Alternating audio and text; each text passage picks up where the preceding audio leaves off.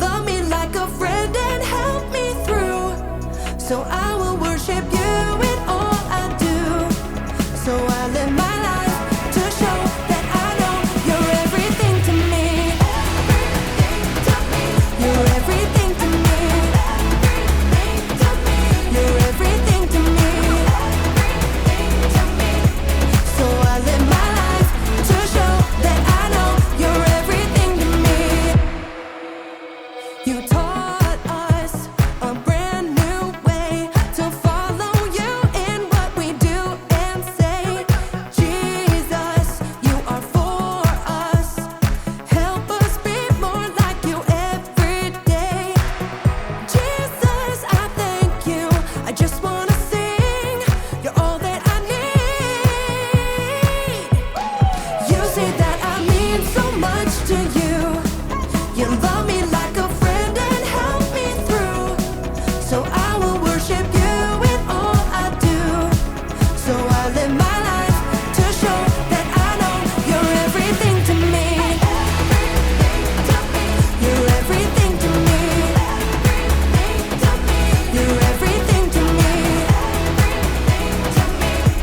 So I live my life to show that I know you're everything to me. I'm gonna lift my voice to you.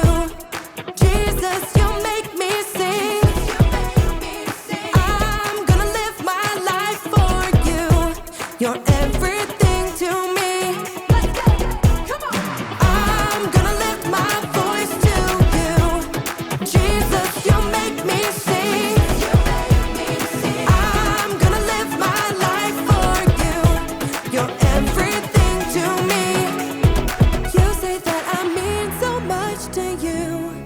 You love me like a friend and help me through. So I will worship you in all I do. So I live my life to show that I know. You say that I mean so much to you. You love me like a friend and help me through. So I will worship you in all I do.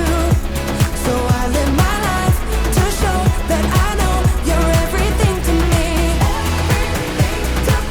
You're everything to me. You're everything to me. So I live my life to show that I know you're everything to me.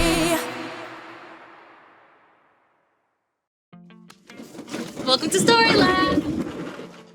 This week, we're talking about respect while we take a look at the story of two sisters and how they spent time with others. Come on, Amaya.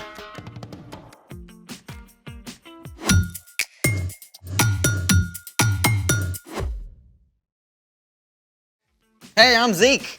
And I'm Amaya, and we're talking about respect, which is showing others they're important by what you say and do. You're important to me. I'm glad to hear But it. see, that's not enough, is it? Saying it isn't enough. I have to do something to show you're important.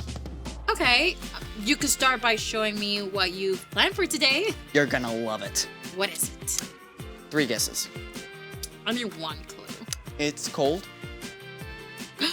We're going skiing? Do you even know how to ski? The only time I tried, I sprained my ankle. Well, we're not going skiing. I need another clue.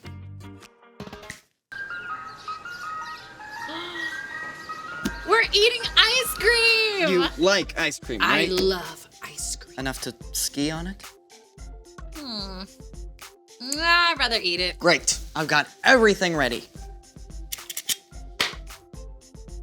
This is awesome. Where's the ice cream? I haven't made it yet. Haven't made it. Doesn't that take like super long to make? You're totally worth it. Okay then, I think we better get started. Let's make it! All you need is heavy whipping cream, vanilla, and sugar. Step 1. Pour all the ingredients into the small baggie. 1 cup of heavy whipping cream.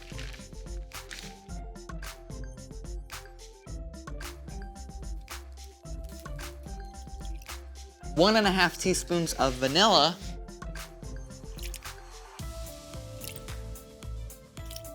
1 tablespoon of sugar. That is not enough. I don't think so. And now, seal the bag. Okay, but what's the salt for? I don't want salty ice cream. Okay, this is the really cool part. I mean, actually cool. So you know how you see trucks putting salt on icy roads? Yeah, I guess I thought it melts the ice or something. Nope. Salt actually lowers the melting point of ice, which takes us to step 2. Step 2. Fill the large bag halfway with ice, then add a 1/4 cup of salt.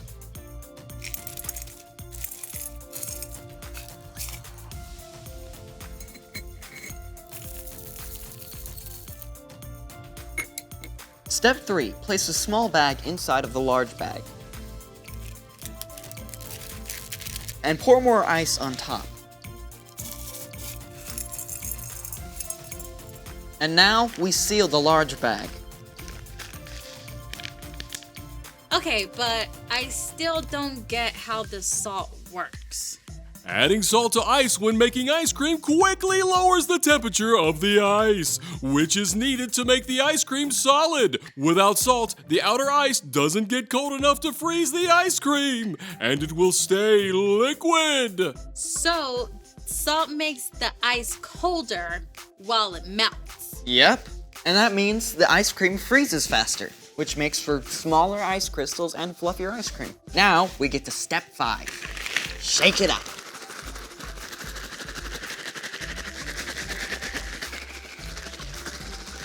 For how long? As long as it takes.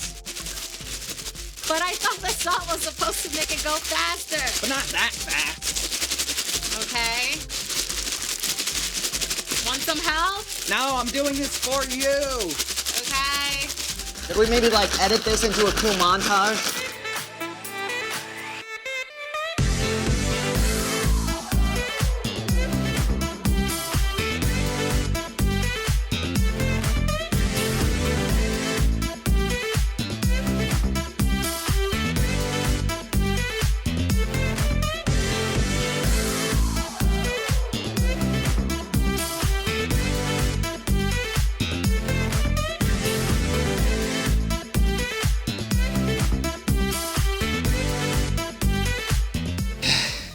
Is it done yet?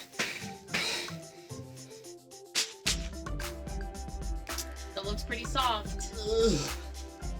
I guess I better keep shaking it then. Alright.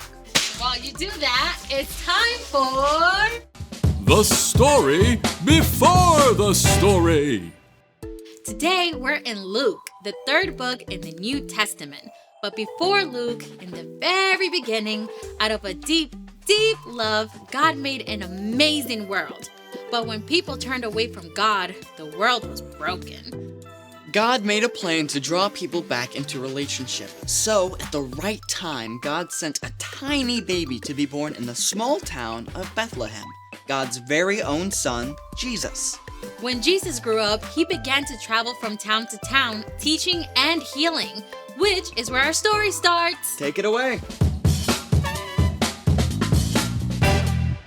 Hey everyone, you can call me Brian. Hey, Brian. One day, as Jesus was walking with his disciples, he arrived in the town of Bethany, where a woman named Martha welcomed him into her home. Martha and her sister Mary and brother Lazarus were close friends and followers of Jesus. They knew what an honor it was for him to visit their home. Jesus, you sit right here. I know you must be starving after such a long day. Dinner will be ready soon, but here are some raisins and figs, and Mary just brought cool water from the well. Let me know if you need anything at all. It was common for men to sit at the feet of Jewish rabbis and learn from them, so Lazarus and the other men crowded around to hear Jesus speak, while Martha and Mary worked to prepare a meal for Jesus. Martha must have put every ounce of energy into cooking the best food possible. But after a while, Mary left the kitchen to come and sit down at Jesus' feet just like the men.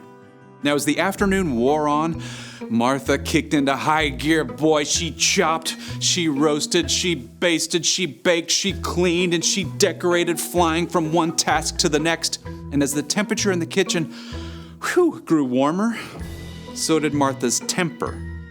I mean, Mary was over there with Jesus doing nothing, while Martha was left to handle the entire meal on her own. Martha probably felt overwhelmed and annoyed.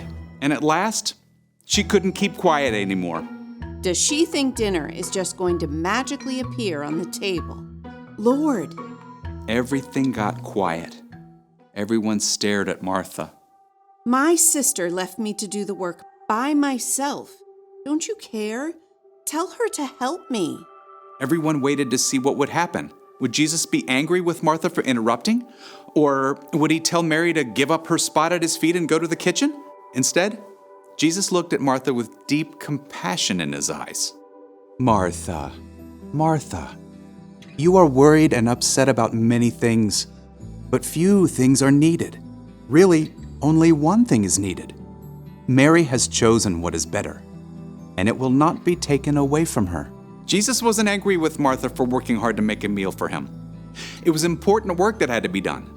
But Martha had gotten distracted from the most important way of showing love to Jesus, through her time and attention. So, what did Martha do?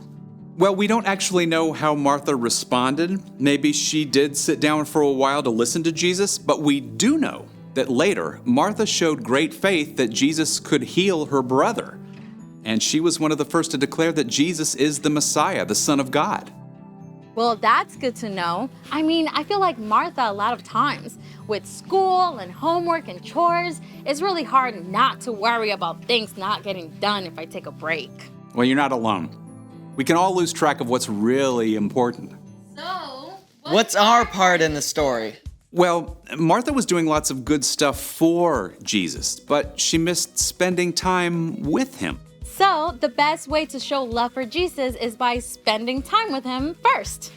Yeah, and there are lots of ways to do that. You can spend time with Jesus by reading scripture and talking with him about what you read. Yeah, you can pray and talk with Jesus about anything that's on your heart. You can even spend time with him by listening to worship music. Or find a quiet place and ask Jesus to be there with you. Where we spend our time shows what matters most to us. Spending time with Jesus is the most important thing. And spending time is a great way to show others that they matter too. Yeah, like when you get home from school, maybe take a couple of minutes to talk to your mom and dad about your day instead of going right into doing your homework. Or when your little sister asks you to do sidewalk chalk, you can put down your game and hang out with her. Maybe your parents want you to go visit your grandma at the retirement home. You might be tempted to grumble, but remember that when you take time to listen to her stories, you show how important she really is. That's a lot to think about. It sure is. See you next time. So here's the thing. Take time to show others that they are important. Speaking of which, where's my ice cream? I finished it up and put it in the freezer. Do I get to eat it? Yeah, let's go. This is actually not salty. Do you feel important? Absolutely. Then my work here is done. Thanks for joining us in the Story Lab. See you next time. Ah, so good.